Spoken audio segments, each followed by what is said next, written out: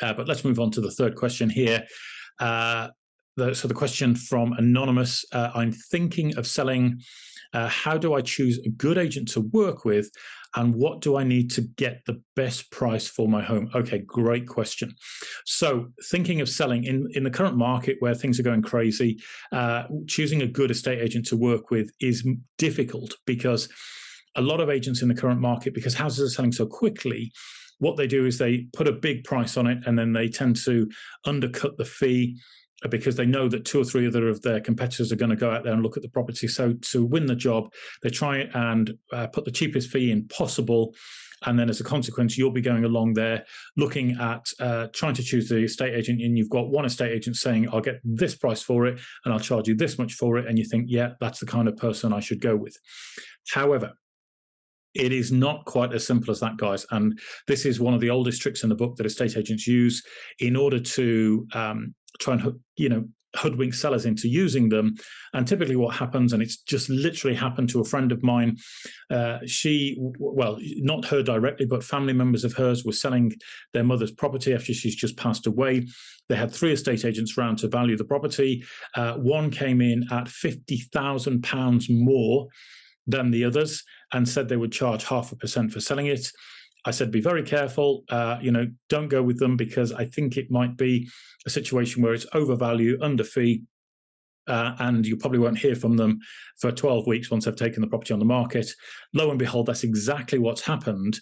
They went with the higher estate agent, as it were, and they've just literally not heard from them since they put the property on the market, despite chasing them and trying to find out what's going on.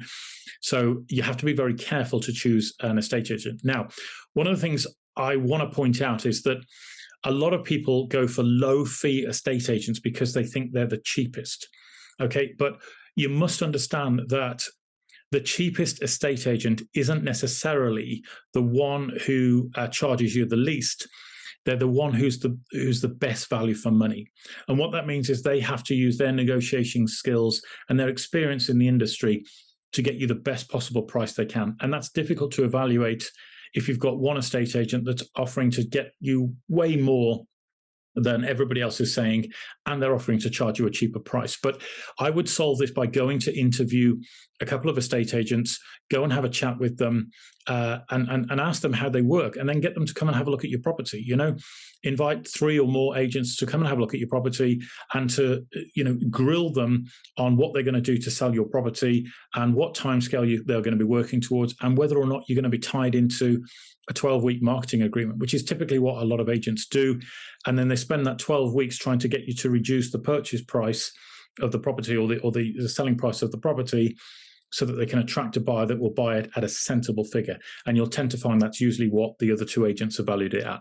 Okay. So that's a little bit of background on finding a good agent to work with. I would always tend to go with experience more than deciding on fees. How long have they been in the area? How long have they been an estate agent?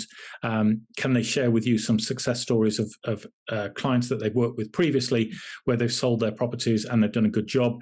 Referrals and testimonials are always good to refer back to. And if you can speak to those people, even better. Okay, and then what do I need to do to achieve the best price for my home? Well, a couple of things you can do here, guys. One of the things I'm going to tell you is that a lot of deals fall through because of delays in the process. So to achieve the best price is relative. So it's all about, is the house not cluttered? Does it look presentable from the curbside? Is it inviting and going to invite people across the threshold to look at it? Because if none of those things are correct, and the estate agent should be guiding you on these, but if the house doesn't look right, if it looks ugly or scruffy, or it looks like it needs a lot of repair work doing to it, then it's going to be very difficult to attract a buyer across the threshold that's going to pay the best price. So you need to have a good declutter, and you need to make sure that, that ideally the house is freshly painted or at least in good repair, because that tends to attract good quality buyers to the property. But the second thing you can do is to reduce your chances of the deal falling through once it's been agreed. And this is something that a lot of sellers don't take into account because they don't believe in spending the extra money on getting a seller's pack in place right at the very start of the journey.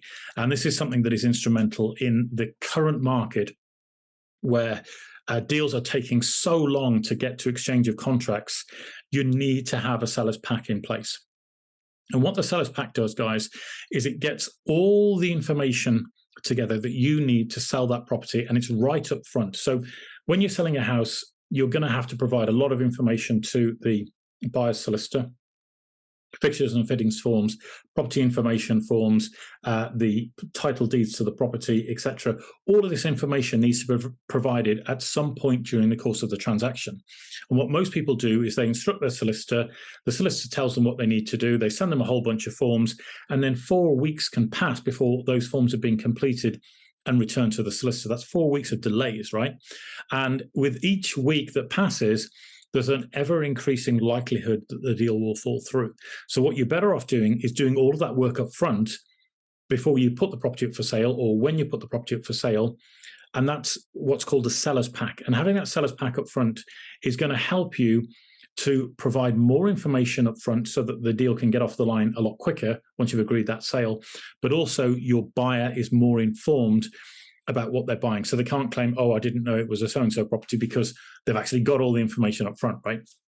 So that will help you to get the best price in the shortest time frame possible.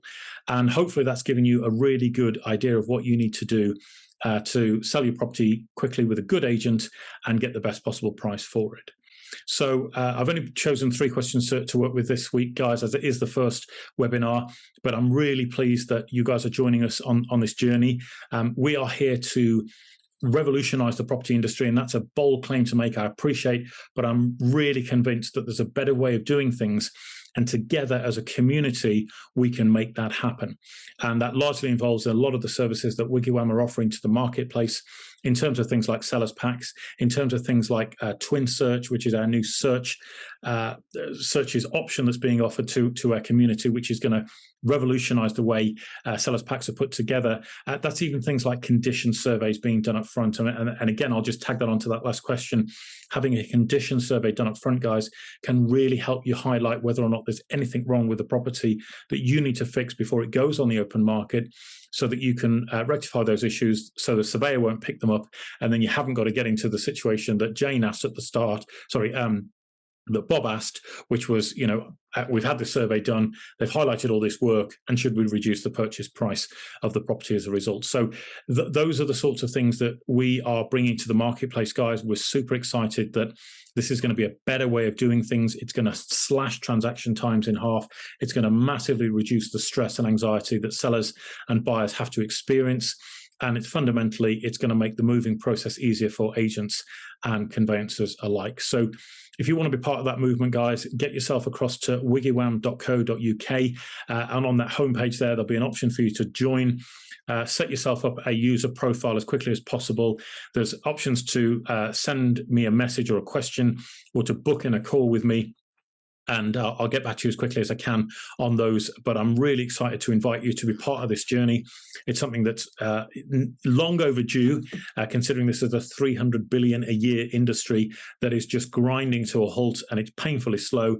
And everybody's fed up and frustrated and sick to the back teeth of delays and lack of transparency. So let's work together. Let's revolutionize the industry together. I'm really excited to join you in this journey, and we're going to make some massive changes to the industry. So that's the end of today's webinar, guys. Hope you've enjoyed it. Please feel free to invite your friends and family to next week's webinar. They're all going to be held at the same sort of time each and every week.